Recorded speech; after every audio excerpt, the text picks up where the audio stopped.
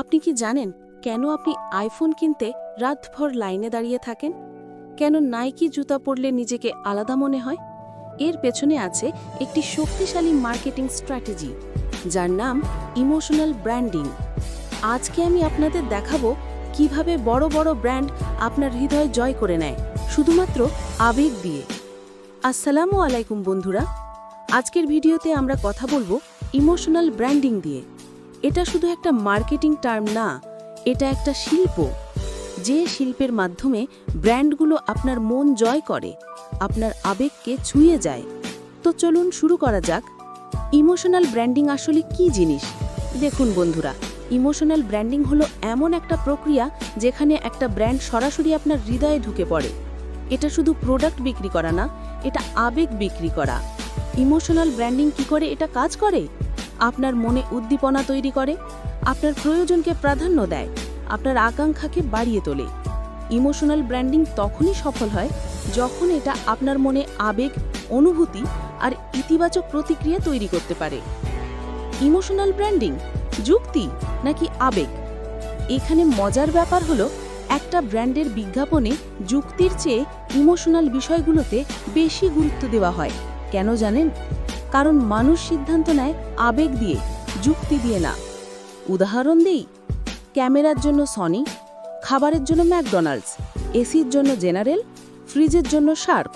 এই ব্র্যান্ডগুলো শুধু প্রোডাক্ট বিক্রি করে না, তারা একটা অনুভূতি বিক্রি করে।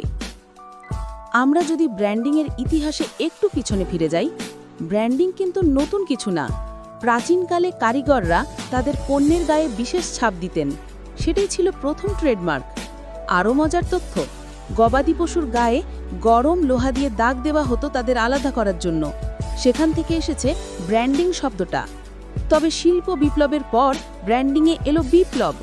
ট্রেডমার্ক হয়ে উঠল গুরুত্বপূর্ণ, ভিজুয়াল আইডেন্টিটি পেল নতুন রূপ, লোগো হয়ে উঠল পরিচয়ের প্রতীক। আধুনিক ইমোশনাল ব্র্যান্ডিংয়ের জনক টমাস জে ব্যারেট আধুনিক বিজ্ঞাপনের জনক। একটা গল্প শুনি। পার্স সাবান কিভাবে জনপ্রিয় হলো জানেন? টমাস ব্যারেট একটি দারুণ কৌশল ব্যবহার করলেন। উনি বাবেলস নামে একটা পোস্টার তৈরি করলেন, যেখানে ছিল জন এভারেট মেলাইসের আইকনিক পেইন্টিং। একটা শিশু বুদবুদ ওড়াচ্ছে। কি সুন্দর, কি নিষ্পাপ! মেসেজটা কি ছিল? পরিষ্কার সুস্থ মধ্যবিত্ত শিশুরা পরিবারে আনন্দ উপভোগ করতে পারে এবং সমাজের উঁচু স্তরে যাওয়ার স্বপ্ন দেখতে পারে। এটাই হলো ইমোশনাল ব্র্যান্ডিংয়ের শুরু। মার্ক গোবে 2001 সালে লিখলেন একটা যুগান্তকারী বই, ইমোশনাল ব্র্যান্ডিং। তিনি কি বললেন? একটা ব্র্যান্ডের পরিচয় শুধু বিজ্ঞাপনের উপর নির্ভর করে না, নির্ভর করে কর্পোরেট নীতি, কৌশল, অবস্থানে। ইমোশনাল ব্র্যান্ডিং মানে শুধু সচেতনতা তৈরি করা নয়, মানে হলো মানুষের সাথে একটা সম্পর্ক, একটা সংযোগ তৈরি করা। কেন আপনি ব্র্যান্ডেড পণ্য কেনেন? একটা সত্যি বলি, আপনি যে ব্র্যান্ডের পোশাক পরেন, যে গাড়ি চালান, যে ফোন ব্যবহার করেন, এগুলো আপনার পরিচয়ের অংশ হয়ে যায়। মানুষ ব্র্যান্ডেড পণ্য কেনে কেন? নিজের ইমেজ বৃদ্ধি করতে, একটা নির্দিষ্ট গ্রুপের অংশ হতে, নিজেকে সমাজে আলাদা করে তুলে ধরতে। এটাই ইমোশনাল ব্র্যান্ডিংয়ের শক্তি। তো বন্ধুরা, আজকে আমরা শিখলাম ইমোশনাল ব্র্যান্ডিং কি, কিভাবে এটা কাজ করে, কেন ব্র্যান্ডগুলো আবেগকে ব্যবহার করে, ইতিহাস থেকে আধুনিক যুগ পর্যন্ত এর বিবর্তন। মনে রাখবেন, সফল ব্র্যান্ডগুলো শুধু পণ্য বিক্রি করে না, তারা আবেগ বিক্রি করে। আর হ্যাঁ বন্ধুরা, আজকের এই ভিডিওর সম্পূর্ণ ধারণা নেওয়া হয়েছে এশিয়াটিক ল্যাবরেটরিজ লিমিটেডের সেলস অ্যান্ড মার্কেটিং বিভাগের জেনারেল ম্যানেজার জনাব মোহাম্মদ মাসুম চৌধুরী রচিত মাসিক বাজারজাতকরণ পত্রিকার 2025 সালের 12তম সংখ্যা থেকে। আপনার প্রিয় ব্র্যান্ড কোনটা? কোন ব্র্যান্ড আপনার হৃদয় ছুঁয়ে গেছে? কমেন্টে জানাবেন। আজকের ভিডিওটি ভালো লাগলে লাইক দিন, শেয়ার করুন আর চ্যানেলটি সাবস্ক্রাইব করতে ভুলবেন না।